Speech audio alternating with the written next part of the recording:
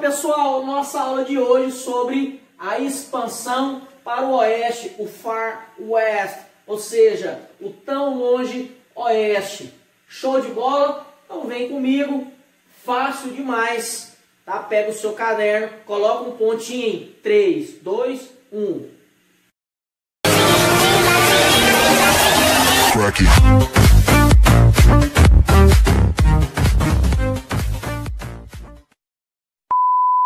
Show de bola? Dá uma olhadinha na nossa aula passada. A gente já falou sobre o processo de colonização, tá? Os Estados Unidos colonizado aí pelos ingleses, sobre as colônias, a colônia do norte e a colônia do sul, né? O conflito civil e a guerra civil, a guerra de secessão. Dá uma olhadinha lá. E o processo de independência dos Estados Unidos. Uma vez que esse país já está independente, agora vai ter a sua expansão para o Far West. Show de bola?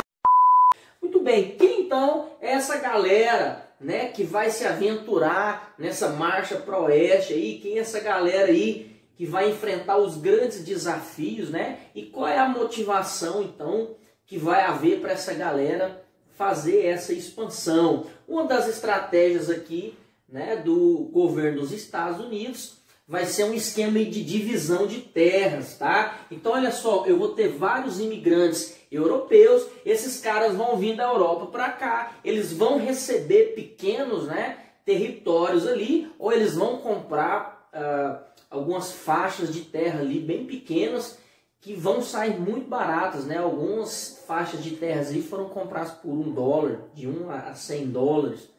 Né? Então vai ser muito barato, vai haver essa divisão aí de terras, só que aí tem um acordo entre o governo dos Estados Unidos e esses imigrantes. Falou, o negócio aqui é fácil, vai receber terra, né? Você vai ficar bonito na foto, mas olha só, você vai ter aí, ó, obrigatoriamente, tá, que desenvolver essa terra num período de 5 anos. Então isso aí foi um incentivo, tá, para o pessoal sair do litoral e entrar para o interior. Então, durante 5 anos, eu vou ter aí, tá, esses imigrantes aí se desenvolvendo. Enquanto isso, olha só, o governo vai desenvolver aí, ó, as ferrovias, né, conectando aqui, ó, as faixas que iam sendo expandidas, né, esses colonos aqui, né, esses imigrantes aí, eles vão ter aí, ó, as ferrovias, né, essa conexão. Vai ter também a questão dos telégrafos, né, para conectar, para fazer uma comunicação entre esses novos imigrantes aí. Então, dessa forma, essa aí foi a estratégia dos Estados Unidos para que vários imigrantes aí, né, pudessem ocupar o interior dos Estados Unidos. Procurado pela polícia. Muito bem, o que é que diz?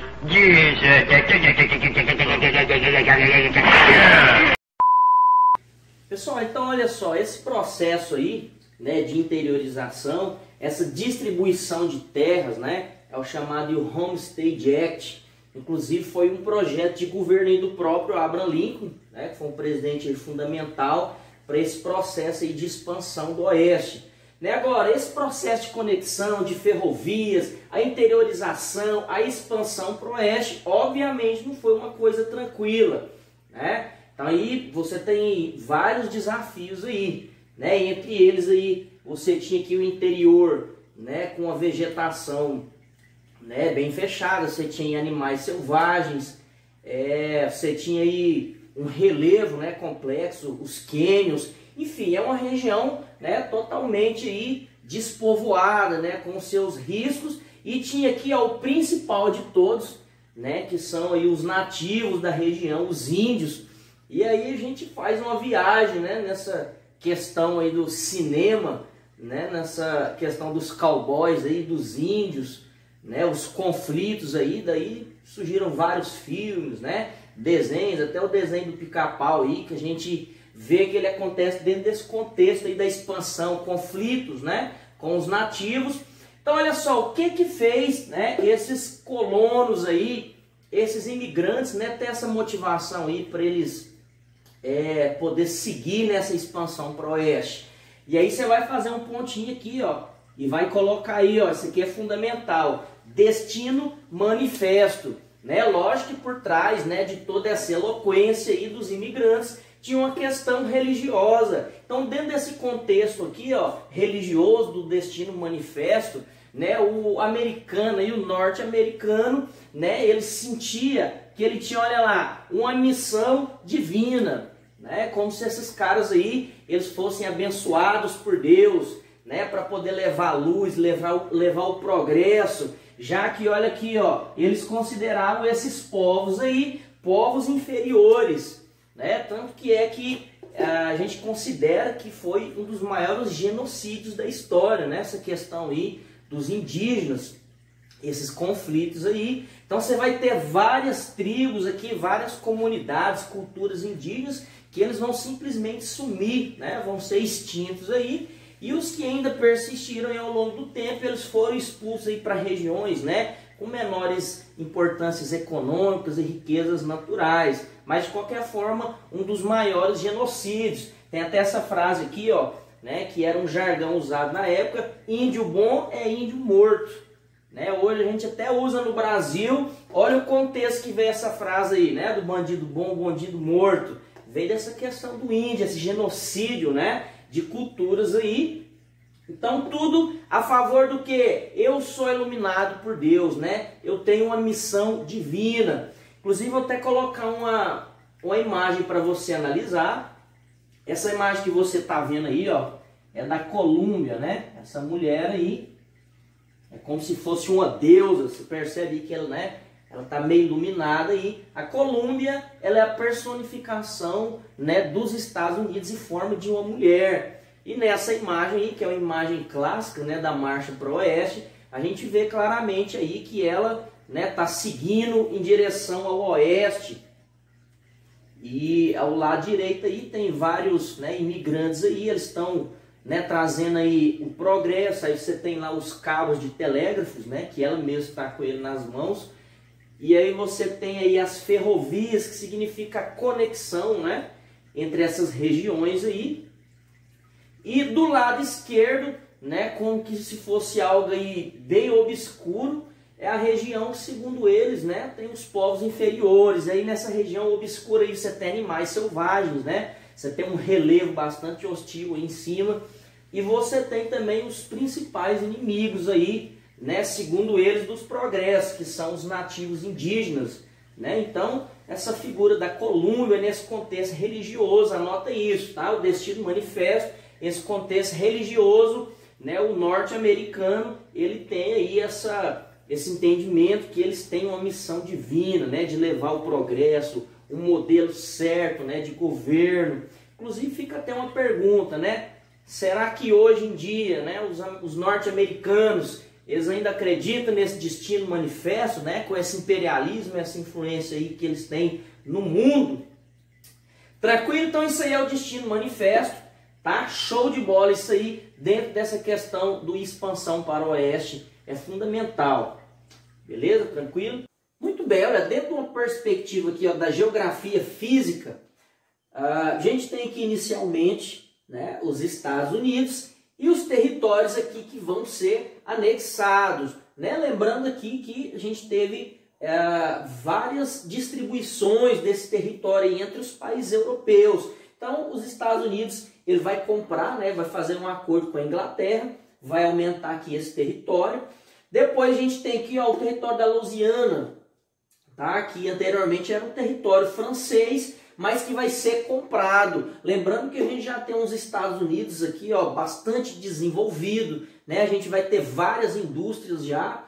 Então, ele vai comprar esse território aqui da França. Depois, olha aqui embaixo, a gente tem um território que anteriormente era da Espanha e que atualmente a gente conhece como Flórida. Né? Você que tem o sonho de conhecer o Mickey, a Disney, fica nessa região aqui.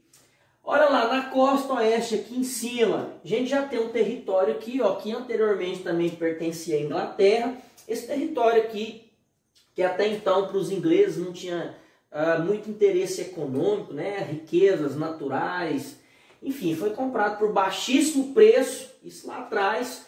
Depois, olha aqui, ó, território do México. Aí eu tive uma parte aqui que foi comprada, mas principalmente, tá? Essa região sul aqui, que foi uma região de vários conflitos, né? Diferente dos demais territórios que foram comprados, né? Eu tive aqui vários conflitos, uma guerra mesmo entre os colonos, né, americanos e os mexicanos. Inclusive até hoje a gente tem uma mágoa histórica aí, né, desse território aí, que ele foi tomado mesmo através de conflitos. Tranquilo, pessoal? Então olha só, atualmente aqui nos Estados Unidos a gente tem aí, ó, 50 estados, mas lembrando que nem todos os estados estão aqui, né, conectados dentro do mesmo território. A gente tem algumas áreas aí descontinuadas, como a Rússia, né?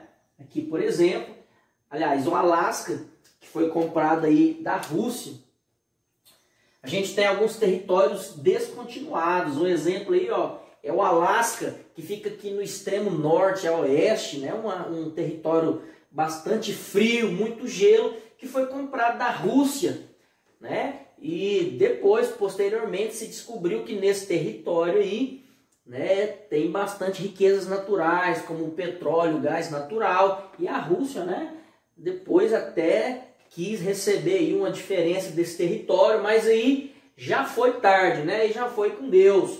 Depois a gente tem aqui, ó, esse pedaço de terra aí, né, essas ilhas aí do Havaí, que isso aí traz bastante confusão. A galera fica procurando o Havaí aqui, mas o Havaí na verdade está aqui no Oceano Pacífico, né, na Oceania, no continente da Oceania, mas ele faz parte dos Estados Unidos, tá bom? Apesar de ser uma área descontinuada.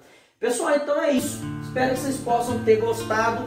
Fácil demais. Dá uma olhadinha no nosso mapa, sensacional. E valeu, é nóis!